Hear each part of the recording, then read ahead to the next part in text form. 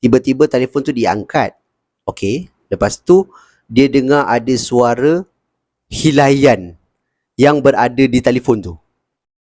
Berlari Pak ni keluar daripada bilik atuk dia sebab dia nampak mata nenek dia yang berada di potret ni sedang pandang ke bawah, tepat ke arah dia.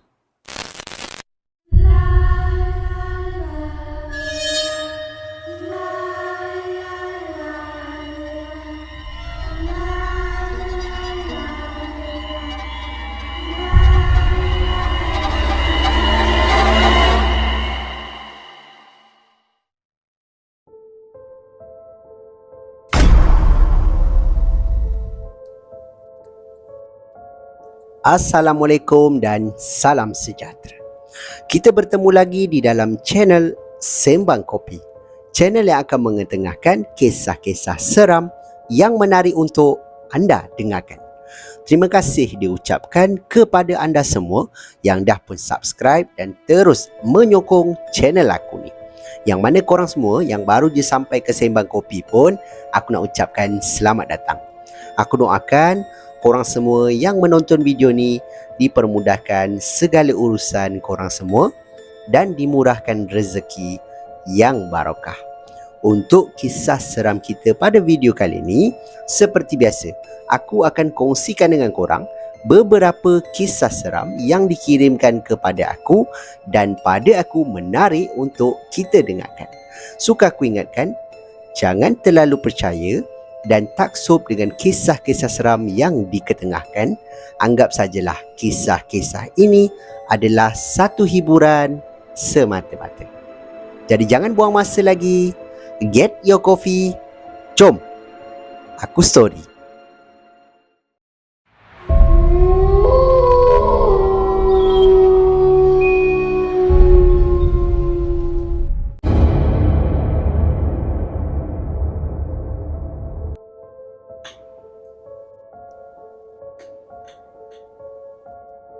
Kita mulakan dengan kisah seram kita yang pertama. Bermula dengan satu kisah yang agak menyedihkan dan berakhir dengan satu pengalaman seram yang tak dapat dilupakan. Kisah ini dikongsikan oleh pengirim kita yang bernama Ryan. Yang mana Ryan ni, dia tinggal di satu kawasan iaitu di Sik, di negeri Kedah. Dia tinggal berempat, iaitu bersama dengan kedua ibu bapa dia dan juga seorang adik perempuan yang bernama Rina. Ryan dengan Rina ni, jarak umur dia adalah 5 tahun.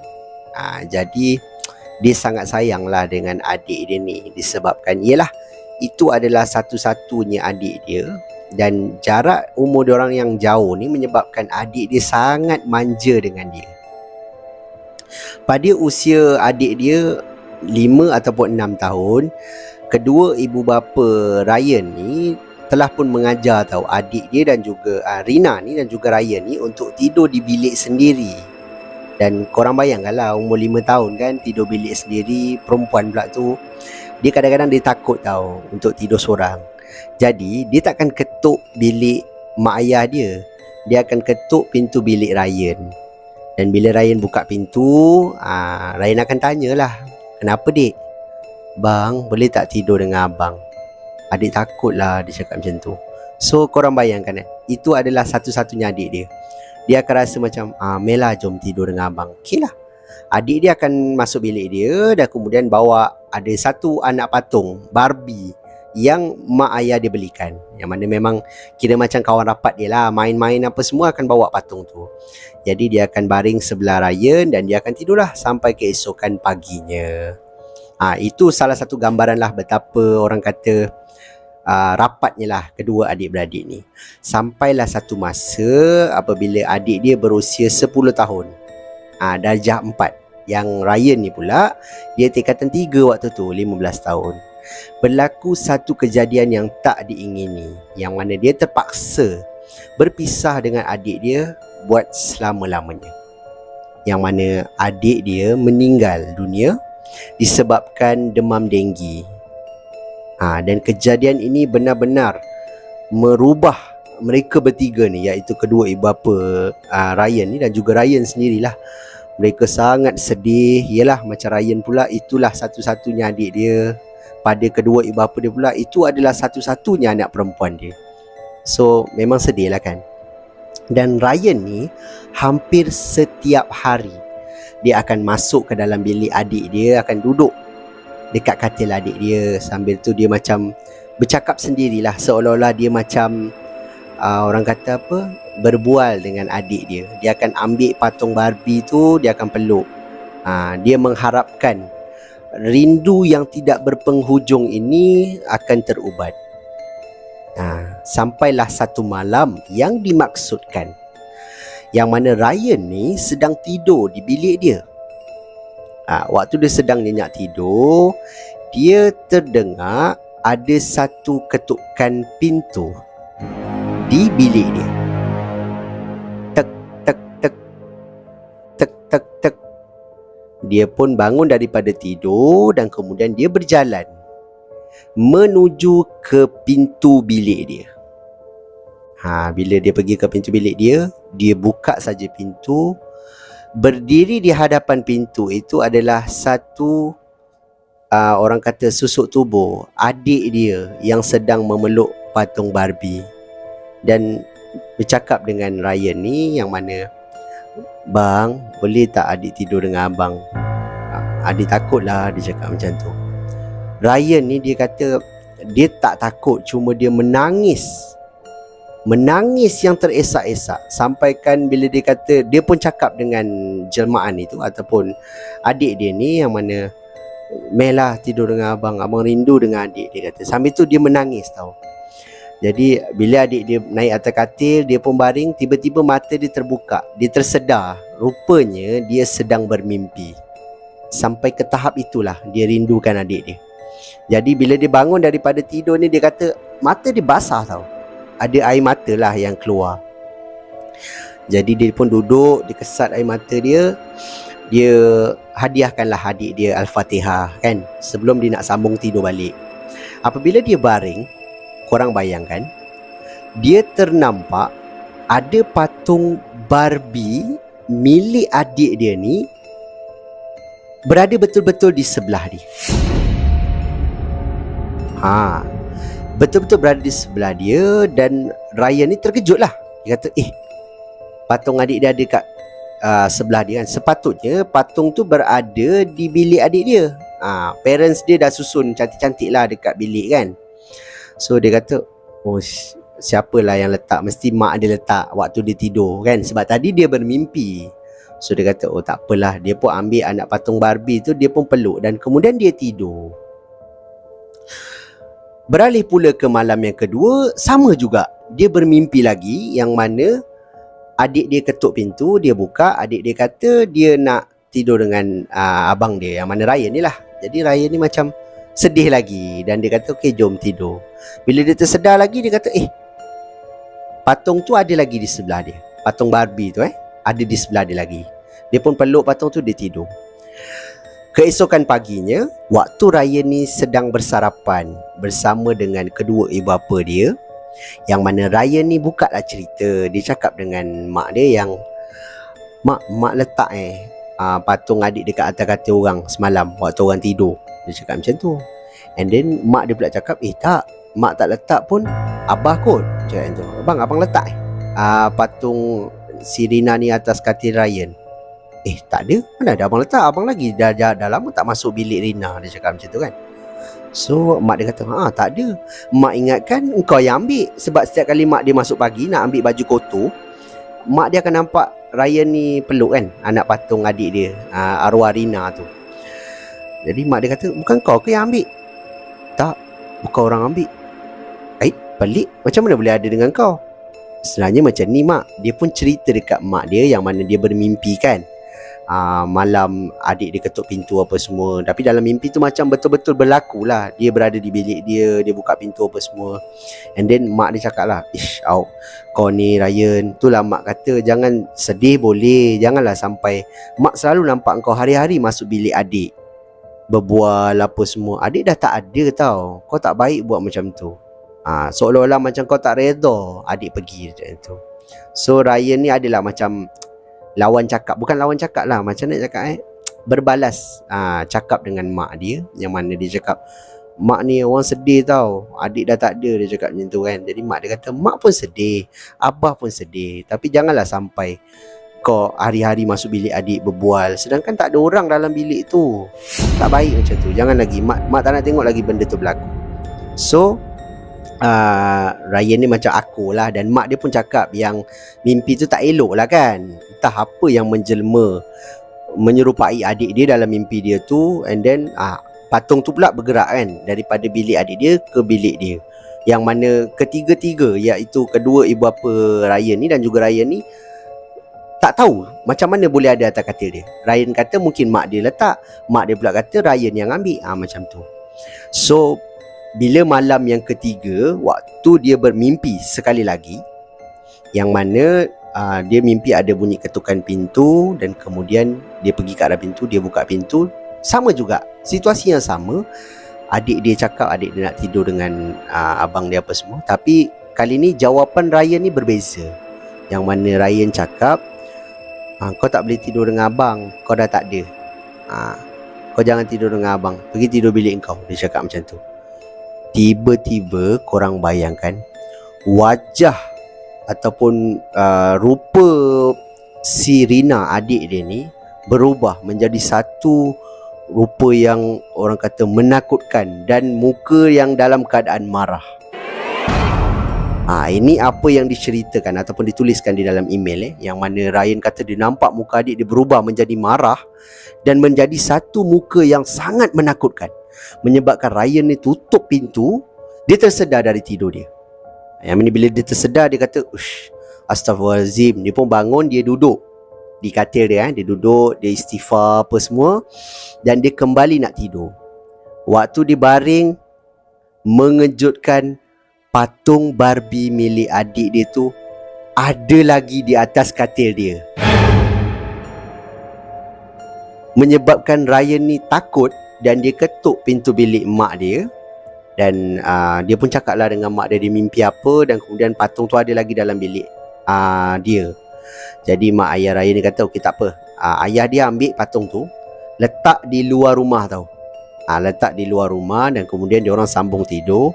Esokan harinya, mak ayah Ryan ni ambil patung tu bakar dekat luar rumah. Sebab banyak lagi lah barang-barang milik adik dia kan. Jadi patung ni macam lagi satu patung kan tak sesuai letak dalam rumah. So dia pun bakar. Dan selepas saja mak ayah Ryan ni buat macam tu, tiada lagi mimpi yang sebegitu rupa, yang mana adik dia ketuk pintu apa semua dah tak ada lagi.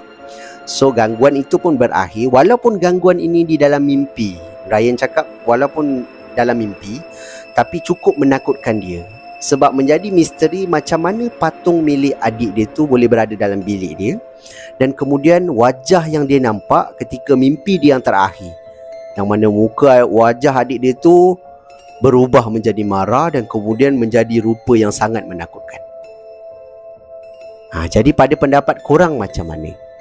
Kisah yang dikongsikan oleh Ryan ni seram ataupun tidak? Korang boleh tinggalkan pendapat korang di ruangan komen dekat bawah. Dan aku nak ucapkan takziah lah kepada Ryan ni, sekiranya dia dengar ataupun dia tengok video aku kali ni. Takziah lah. Dan kita sama-sama doakan arwah adik Ryan ni di bawah, orang kata apa, semoga dicucuri rahmat lah dan ditempatkan dengan orang-orang yang baik, InsyaAllah.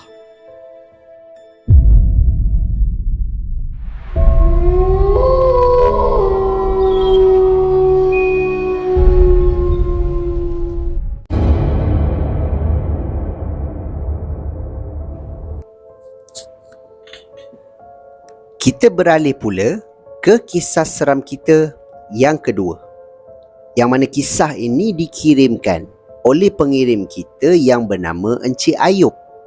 Yang mana Encik Ayub ingin berkongsi satu pengalaman seram dia yang pada dia sangat menakutkan dan dia tak boleh lupa sampai ke hari ini.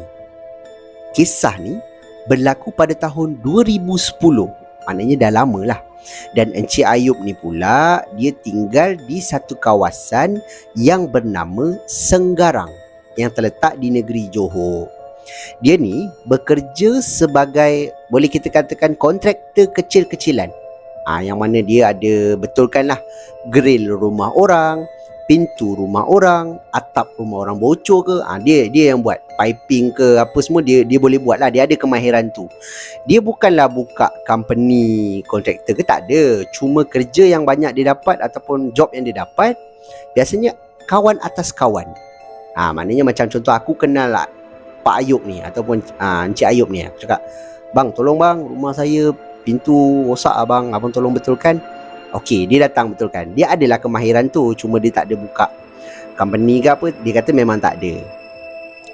Jadi Encik Ayub ni cakap, sampailah satu masa dia ada dapat satu job tau, yang mana dia kena membetulkan ataupun kerja-kerja pembaikan di sebuah rumah milik ibu bapa ataupun parents kawan dia, kawan sekampung lah. Dan rumah ni pula dah lama dibiarkan kosong. Sebab parents kawan dia ni dah tak ada lah, dah meninggal. Jadi dia orang kawan dia ni pula, adik-beradik dia semua dah ada rumah. Jadi rumah ni terbiar macam tu je dengan rumput panjang apa semua. So dia cakap, okey lah, tak apalah, nanti aku pergi tengoklah rumah tu. Kau tolonglah sebab rumah tu aku nak buat homestay. Rumah ni pun dekat dengan kawasan pantai kan, jadi sayanglah biar macam ni je. Okey lah, nanti aku pergi tengoklah rumah tu dulu. Okey. Dia pun pergilah, berjalan naik kereta lah, menuju ke arah rumah ni. Dalam perjalanan ni, dalam kepala dia dah terfikir macam-macam tau. Sebab apa? Dulu mak kepada kawan dia ni, waktu dia nak meninggal, susah, nazak lama sampai kena panggil ustaz apa semua, baru dia boleh meninggal. Maknanya mungkinlah ada sesuatu yang orang kata mistik lah yang berlaku, sampai kan ada ustaz datang apa semua baru boleh meninggal kan. Kat situ je dah ada cerita yang tak best lah pasal rumah ni. Bila Encik Ayub sampai je, waktu ni Encik Ayub datang seorang je. Dia sampai kat rumah ni, dia pun ronda lah, pusing. Dia kata ada pipe yang dah rosak. Lepas tu pintu dah memang ada yang dah stuck tau, tak boleh nak buka, pintu belakang lah. Lepas tu dekat atap rumah ni dah bocor, ceiling ni dah rosak. Memang banyak benda lah yang nak dibetulkan. Jadi Encik Ayub kata, okey lah, banyak kerja aku ni. Okey, tak apa. Dia akan balik, keesokan harinya dia akan datang bawa pekerja-pekerja dia lah. Dia pun berjalan, selesai je. Kejadian ni berlaku petang. Dia berjalan pergi ke arah kereta dia. Dia start kereta, waktu dia nak mengundur kereta ni, dia kata dia terberhenti. Terberhenti disebabkan dia ternampak macam ada sesuatu yang intai dia daripada tingkap. Sedangkan rumah ni kosong tau. Jadi bila Encik Ayub nampak, Encik Ayub tekan brake lah kan. Dia berhenti, dia pun tengok ke arah tingkap tu. Benda tu macam menyorok. So Encik Ayub kata, ada orang ke rumah ni? Tadi masa dia masuk, dia tengok dekat tingkap apa semua, rumah ni memang dah teruk dalam dia berabuk apa semua. Lepas tu rumput memang panjang, Encik Ayub cakap. So banyak benda yang dia kena buat. Dia kata, okey lah, tak apalah, besok dia datang dengan pekerja dia.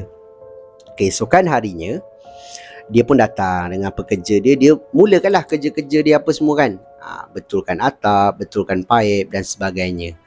Ada satu gangguan, yang mana pada waktu ni dia dengan kawan-kawan dia tau, tengah betul-betulkan. Dan waktu tu Encik Ayub ni berada di kawasan bilik air, sedang membetulkan ada pipe lah yang bocor dan sebagainya. Encik Ayub ni tengah buat kerja dengan kawan dia seorang dekat belakang. Jadi kawan dia ni Indonesia tau. Jadi dia betulkan apa semua.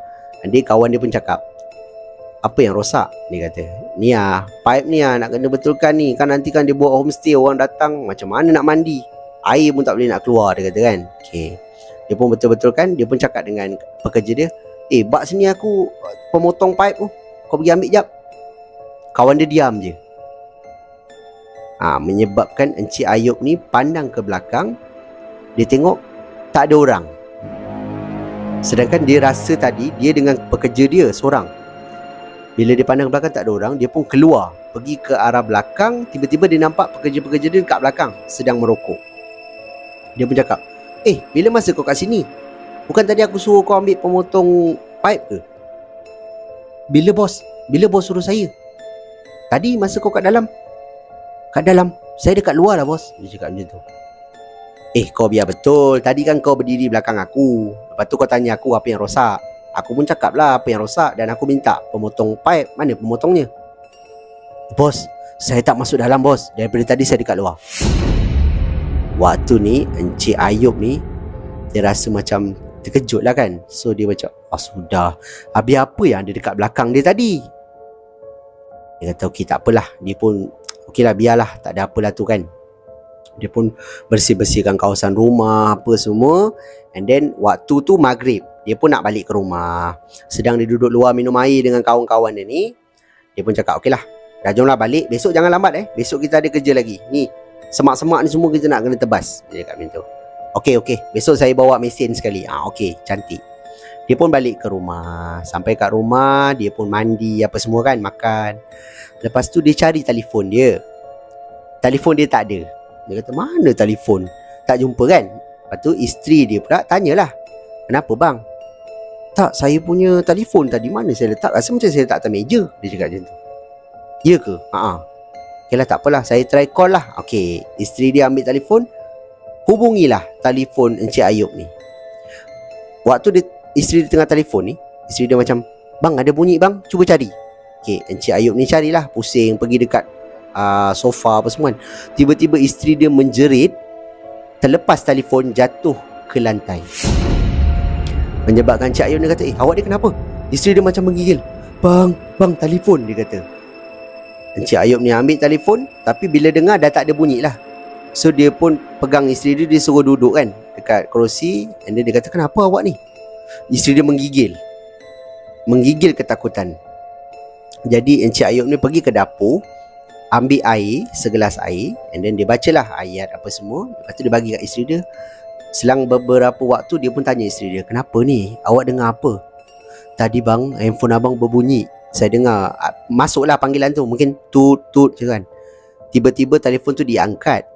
Okey, lepas tu dia dengar ada suara hilaian yang berada di telefon tu. Menyebabkan isteri kepada Encik Ayub ni terkejut lah kan. Dan tu yang dia menjerit dan dia terlepas telefon dia. Waktu ni baru Cik Ayub ni teringat telefon dia sebenarnya tertinggal di meja dekat rumah tu. Meja tu berada di luar rumah tau. Jadi waktu dia orang dah habis kerja, dia duduk kat luar tu kejap, minum air, merokok apa semua kan. Jadi waktu dia nak balik tu agaknya dia capai je rokok dia, handphone dia tertinggal atas meja. So dia kata lantaklah, besoklah dia ambil. Takkan dia nak ambil malam tu kan. Esokan harinya dia pun datang. Betul, telefon dia memang atas meja. Dan dia pelik lah siapa yang angkat. Lepas tu bunyi hilaian pula tu kan. So dia ambil telefon dia. Dia tak cerita dekat pekerja-pekerja dia lah. Dia mulakan balik kerja apa semua, pembaikan kan. Sampai selesai apa semua, dia pun balik ke rumah. And then dia contact dengan kawan dia apa semua. Kawan dia settlekan lah payment apa semua. Dan berakhirlah kerja-kerja pembaikan di rumah ni. Itulah antara gangguan lah. Gangguan yang pertama, dia kata dia nampak macam ada pekerja dia di belakang. Rupanya pekerja dia dekat luar. Jadi siapa yang berada di belakang dia?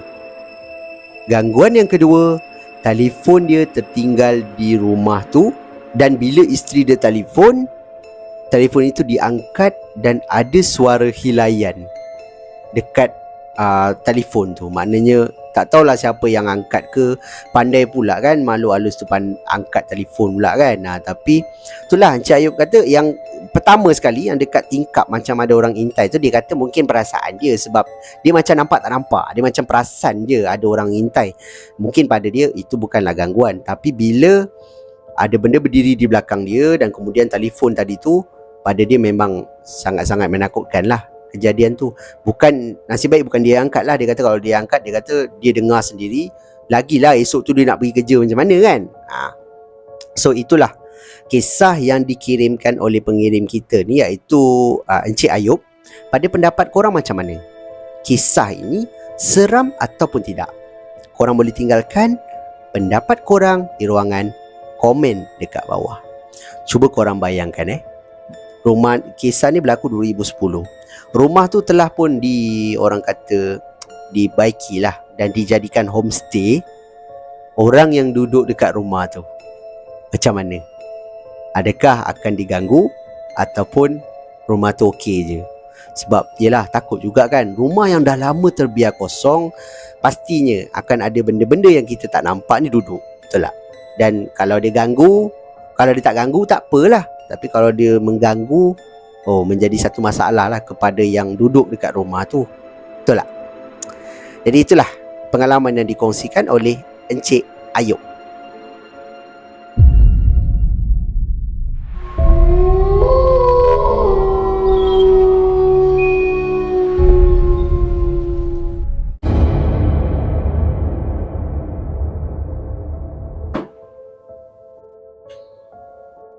Kita beralih pula ke kisah seram kita yang ketiga.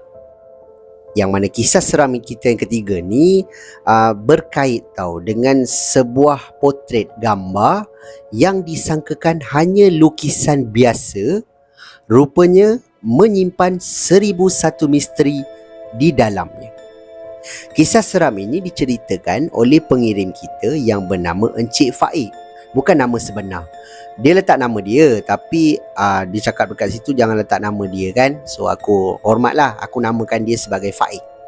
Yang mana Encik Faik ni dia bagi tahu, dia ingin berkongsi tahu pengalaman ni berlaku dekat kampung dia. Yang mana dekat kampung dia ni yang tinggal hanya atuk dia seorang. Sebab nenek dia dah lama meninggal dunia. Nenek dia meninggal muda. Dekat kampung dia ni ada satu potret lukisan minyak. Lukisan minyak gambar nenek dia waktu muda. Atuk dia simpan dekat dalam bilik atuk dia. Gantung kat dinding. Yang mana rumah kampung ni bahagian atasnya ada 3 bilik.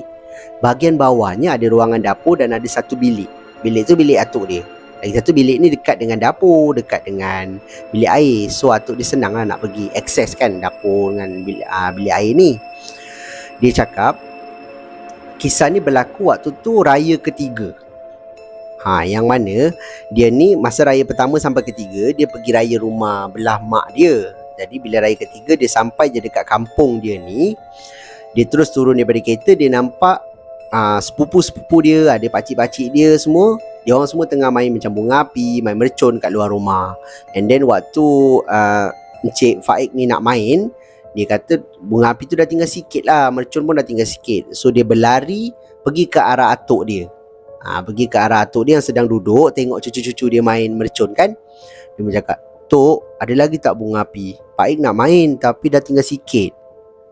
Kau nak main bunga api ke?" Bunga api dah habis. Itu je atuk beli." Cakap macam tu.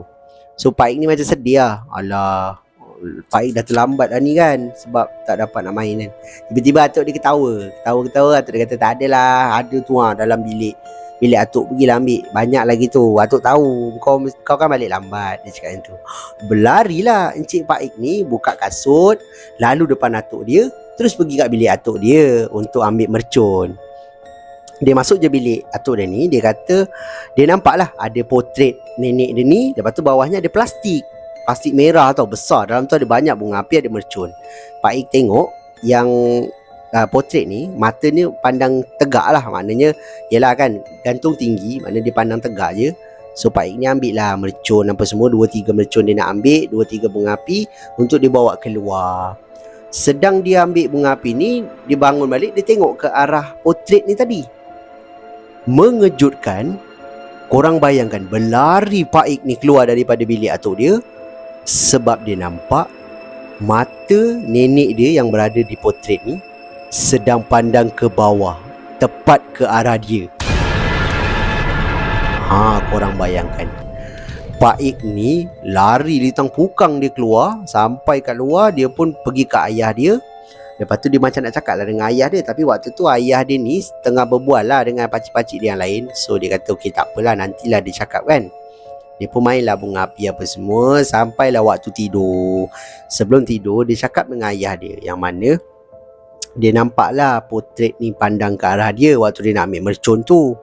Tapi bapak dia macam percaya tak percaya lah, budak-budak yang bercakap. So dia kata, mana ada gambar hidup, gambar tu kan bukan benda hidup, benda mati, mana boleh pandang awak, dia kata kan. Betul lah ya, orang nampak dia pandang orang, dia cakap macam tu.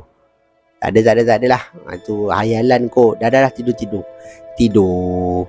And then kisah gangguan tu habis kat situ je lah. Itu gangguan dia yang pertama.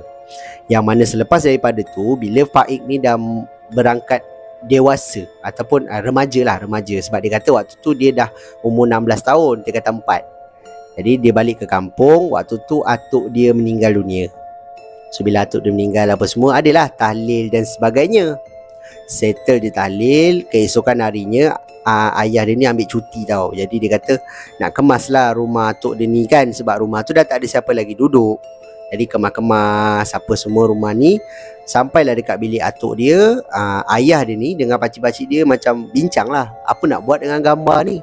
Takkan nak biarkan macam ni je. Lagipun gambar kan tak elok kan letak dalam rumah gambar orang macam tu. Malaikat tak masuk lah. Lagipun rumah tu dah tak ada orang duduk pula kan.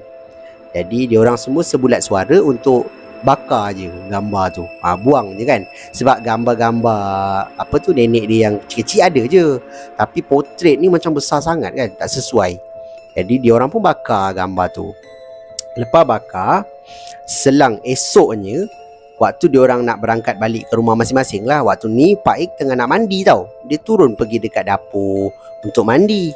Waktu tu adalah pakcik-pakcik dia apa semua. Lepas tu dia pandang ke arah bilik atuk dia. Pintu macam tertutup tau.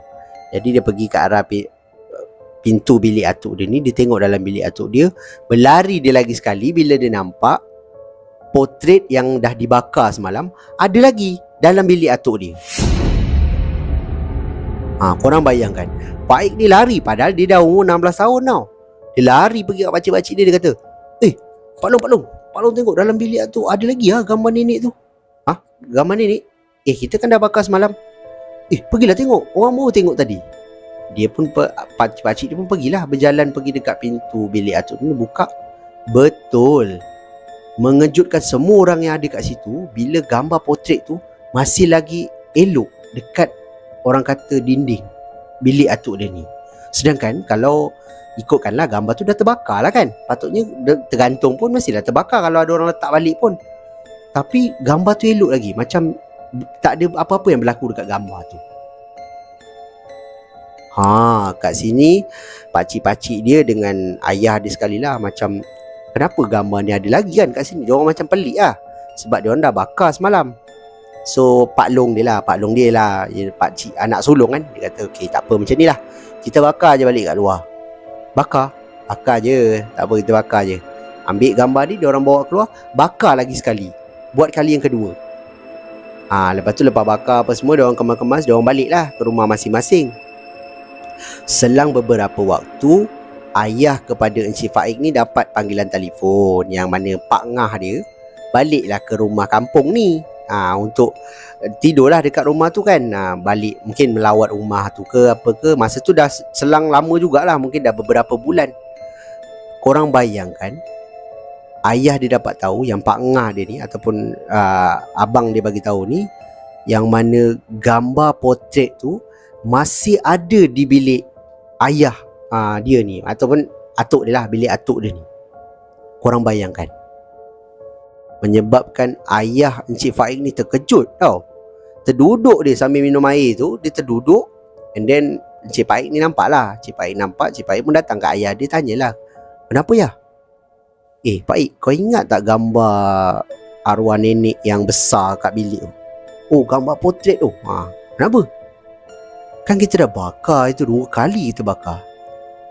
Okey, masalahnya Pak Ngah kau baru telefon, dia kata gambar tu ada lagi. Ya ke ya? Orang rasa gambar tu mesti ada something yang tak kena ayah. Macam misteri je, kita dah bakar 2 kali dah. Itulah. Tak apalah. Okay, tak apalah kan. And then habislah kat situ je.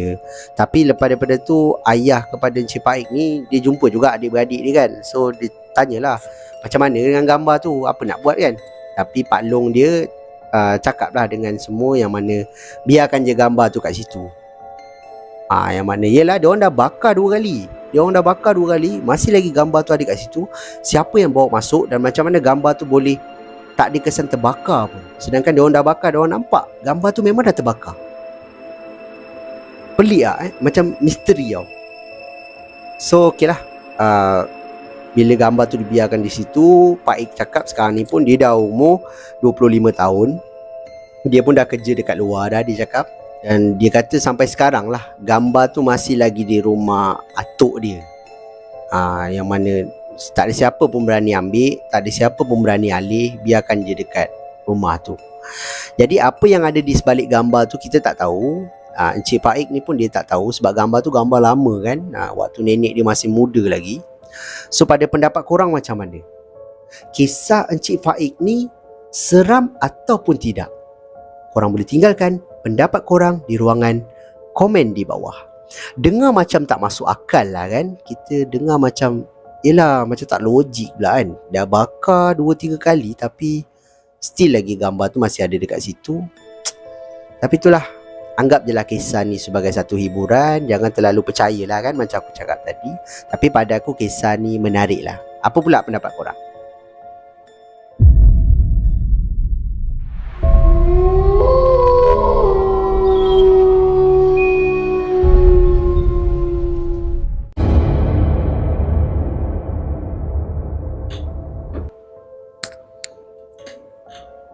Sampailah masa untuk kisah seram kita yang terakhir untuk video kita pada kali ni. Kisah ini pada aku ringkas je tapi menariklah untuk kita dengarkan. Di mana kisah ni diceritakan oleh seorang pengirim kita yang dia gelar diri dia sebagai Kak Maimun. Kak Maimun ni dia tinggal di Kelang, Selangor tau. Dan dia ingin berkongsi satu pengalaman seram dia yang nampak, kisahnya yang nampak anak dia.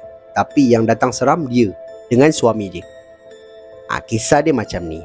Pada malam tu, rumah dia ni didatangi ipar tau. Ipar, lepas tu adik dia apa semua. Jadi ramailah kat rumah dia ramailah waktu ada saudara mara yang datang. Jadi anak dia ada seorang je, nama dia Hafifi. Berusia 3 tahun.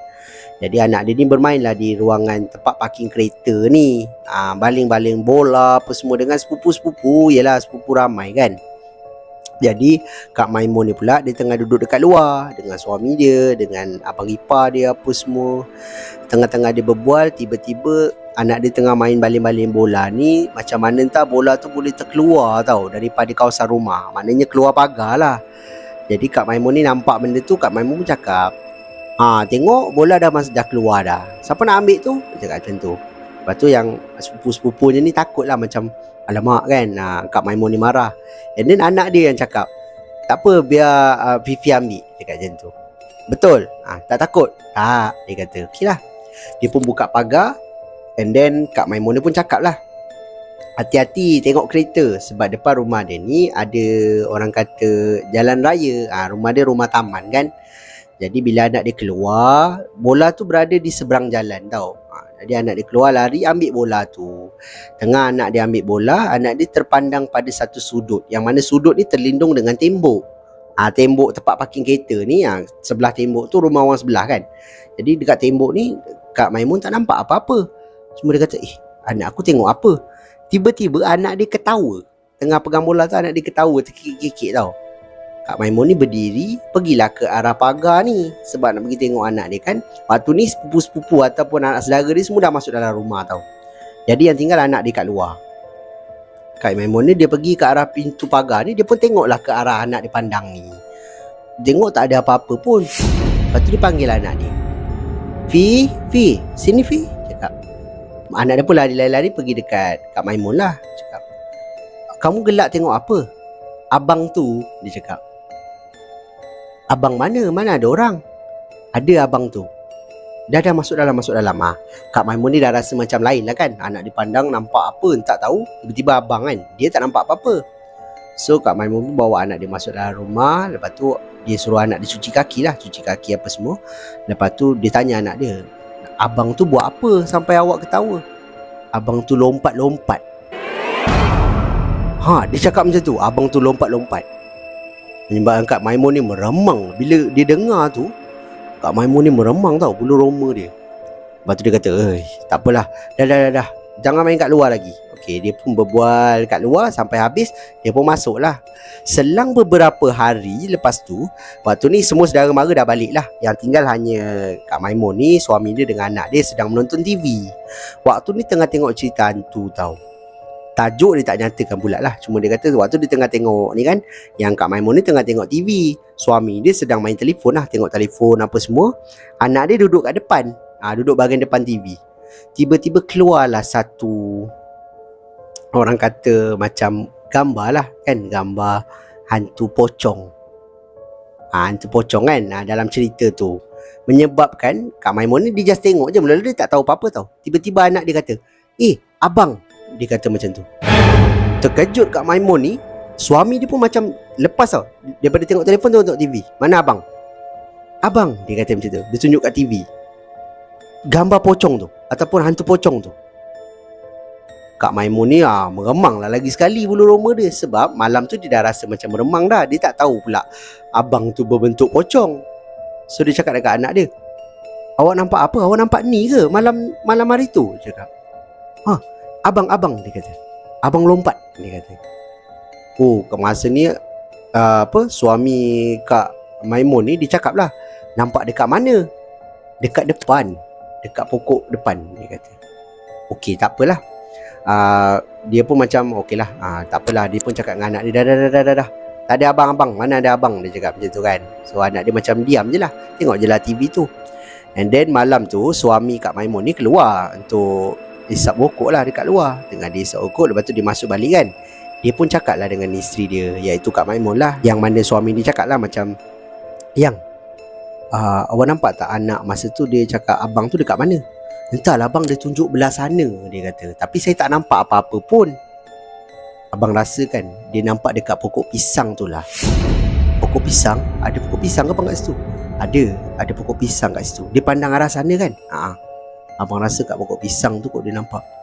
Aduh, abang ni tak apalah. Dah benda tu pun dah lepas dah, tak apalah kan. So habis kat situ je lah kisah dia. Cuma yang nampaknya anak dia nampak mungkin benda tu melompat-lompat ke dekat pokok tu. Anak dia ketawa pula kan. Kalau kita mesti dah lari kan. Tapi anak dia mungkin umur 3 tahun, tak faham lagi. So yang merasakan seram tu adalah Kak Maimun lah dengan suami dia. Anak dia tak rasa apa-apa. Jadi itulah pengalaman yang dikongsikan oleh Kak Maimun. Ada pendapat korang macam mana? Kisah Kak Maimun ni seram ataupun tidak? Korang boleh tinggalkan pendapat korang di ruangan komen dekat bawah. Jadi itu sajalah kisah seram kita untuk video kita pada kali ni. Pada pendapat korang macam mana? Dalam keempat-empat kisah yang aku storykan kat korang ni, mana satu kisah yang paling menyeramkan? Korang boleh tinggalkan pendapat korang di ruangan komen dekat bawah. Dan yang mana korang semua yang ada kisah-kisah seram yang korang sudi berkongsi dengan aku, korang bolehlah kirimkan ke alamat email Sembang Kopi ataupun Telegram Sembang Kopi.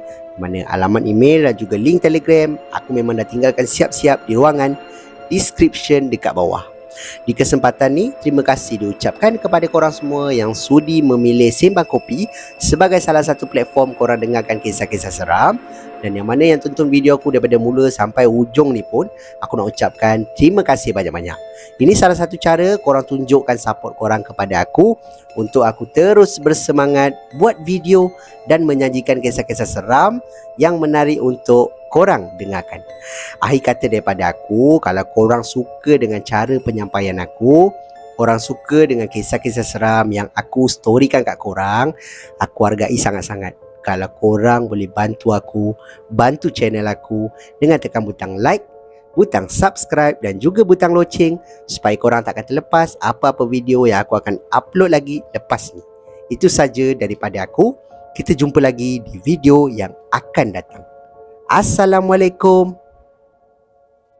See ya.